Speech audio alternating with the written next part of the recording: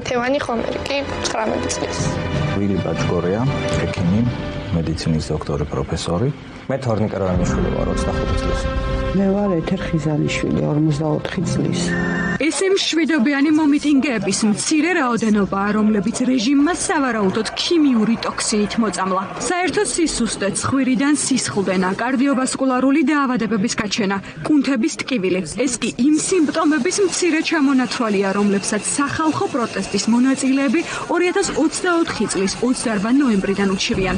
ისინი ამ დრომდე უშედეგოდ მოითხოვენ საერთაშორისო გამოძიების ჩატარებას და დამნაშავეების დასჯას. მათი ჯანმრთელობის მდგომარეობას ისიც ართულებს, რომ უცნობია ის ნივთიერება, რომელსაც მათ წინააღმდეგ იყენებდნენ.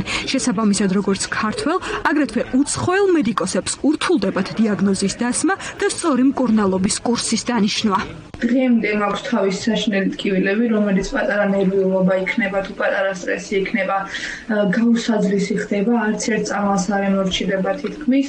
წნევები მაქვს, რომელიც 19 წლის ადამიანისთვის სრულიად შეუსაბამოა, რადგან 160-ზე და მეორე წუთას 90-50-ზე სრული კატასტროფაა, მაგრამ წამალთაც ვერ დალევ, რომ ან დაიწიო, ან აიწიო წნევა. სისხლდენა მაქვს ცხვირიდან, სისუსტე, რომელიც ძალიან, არ ვიცი, ძალიან ცუდია, რადგან ყოველდღიურ ცხოვრებაში ძალიან მიშლის ხელს და იშვიათად გონებით კარგვაც. სისხლდენები ცხვირიდან უბრალოდ გადაადგილების პრობლემები, კიბეზე ასვლა. ხანდახან არის ხოლმე ესეთ შემთხვევა, რომ უბრალოდ წერის დროს კალამი შეიძლება ვეღარ დავიკავო ხელში. ხელი მეკრუნჩება ხოლმე მარჯვენა ხელი განსაკუთრებით. სამედიცინო დასკვნა ვერ არსებობს ექიმის მიერ განმარტული კონკრეტული მიზეზების გამო, მაგრამ არიციან ამ ყველაფრის გამომწვევი მიზეზი. ჩატარდეს საერთაშორისო გამოძიება.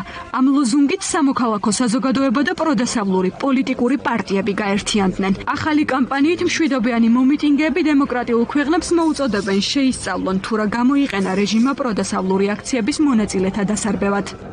ამ ვიდეორგოლის არსი მდგომარეობს იმაში, რომ ქვეყნის შიგნით ჩვენმა თანამოქალაქეებმა და ქვეყნის გარეთ ჩვენმა საერთაშორისო პარტნიორებმა იცოდნენ, რომ ბიძინა ივანიშვილი არის ის, ვინც მოწამლა ადამიანები ნოემბერ-დეკემბრის დღეებში და კიდევ ერთხელ არავითარი კითხვის ნიშანი ჩემთვის გამოიყენა თუ არა ივანიშვილმა, ესათვის აკრძალული ნივთიერება არ არსებობს, ჩემთვის ეს არის მოცემულობა. კოალიციამ ცვლილებისთვის რამდენიმე კვირის წინ 9 საერთაშორისო ორგანიზაციას მიმართა. ოპოზიცია სწორედ პარტნიორების დახმარებას ხედავს ერთადერთ საშუალებად, რომ ქიმიური იარაღის სავარაუდო გამოყენების საქმეზე სიმართლე დადგინდეს. რეჟიმის შიშიც აქ გამჟღავნდა. პრესკონფერენციის ჩატარებიდან რამდენიმე საათში კოალიციის ლიდერი ზურაბ გირჩი ჯაფარიძე გამოკითხვაზე დაიბარეს. ამ ხელისუფლებისგან, რომელიც მაქსიმალურად არის ორიენტირებული თავისი მოქალაქეების დაშინების და აგრეთვე ძალაუფლების შენარჩუნების, მათგან არავითარ რეაგირებას არ მოველით, სწორედ ამიტომაც ვითხოვთ საერთაშორისო გამოძიებას. მიუხედავად იმისა, რომ დაზარალებულ ადამიანთა რაოდენობა მზარდია, რეჟიმი თავის მართლების აქტიურ პროცესშია. მიიჩნევენ, რომ ქიმიური ნივთიერებით მოწამვლის საქმე ბრიუსელში ერთად დაგეგმეს BBC-ს რედაქტორებმა, ევროპარლამენტარებმა და ქართველმა ოპოზიციურად განწყობილმა რადიკალებმა. მეტიც, რეჟიმი გვარწმუნებს, რომ ახლად წამოწყებულ საგამოძიებო კამპანიას ნიკა გვარამია ხელმძღვანელობს, რომელიც უკვე თვეებია პოლიტიკურ პატიმრობაში იმყოფება. თავის გამართლებისთვის ოცნებამ კიდევ ერთი ძველი მეთოდიც გაააქტიურა.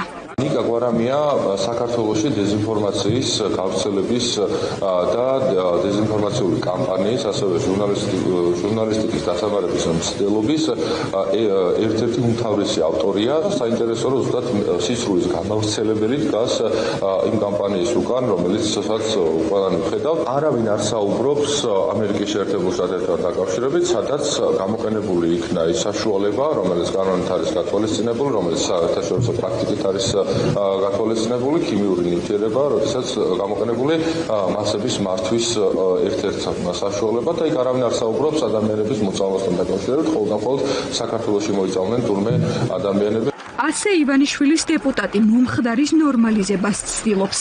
ანუ ოცნებაში გვარწმუნებენ, რომ წყალში ქიმიური ნივთიერების შერევა საერთაშორისო სტანდარტია და ამაში საგანგაშო არაფერია. თუმცა თუ ეს ასეა, რატომ არიდებს თავს ივანიშვილის რეჟიმი საერთაშორისო გამოძიებას?